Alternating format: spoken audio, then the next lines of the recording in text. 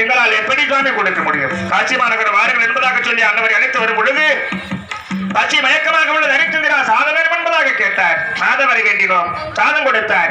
இதையெல்லாம் தாண்டி வரும் பொழுது மயக்கமாக உள்ளது அரிச்சந்திரா, நீ மடியடிக்க வேண்டும், உன்னுடைய மனைவியானவள் தாளாட்ட வேண்டும், மகன் கால் பிடிக்க வேண்டும் என்பதாக கேட்டார். அன்னவரை படுத்து உறங்க வைத்தோம்.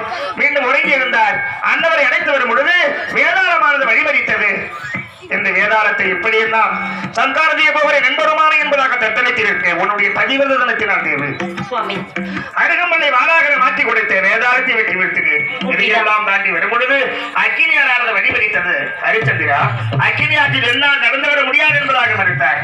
வாகனம் இருந்தால் தான் வருவேன் என்பதாக கேட்கும் பொழுது சுவாமி, இந்த அத்வாந்த காலகத்தில் அடியே வாகனத்தை கெஞ்சி செல்வேன், என்னுடைய தொழில் உட்கார்ந்து கொள்ளுங்கள், என்னையே நான் உங்களுக்கு ஒரு வாகனமாக மாற்றி தூக்கி சுமந்து செல்கிறேன் என்பதாக சொல்லி இந்த அக்கினியாற்றை எப்படி கடந்து செல்ல போகிறேன் என்பதுமான என்பதாக தத்தளித்து நிற்கும் பொழுது கண்மணி, உன்னுடைய பதிவிர தினத்தினால் இந்த அக்கினியாற்றின் உடனே செய்தாய் தேவி.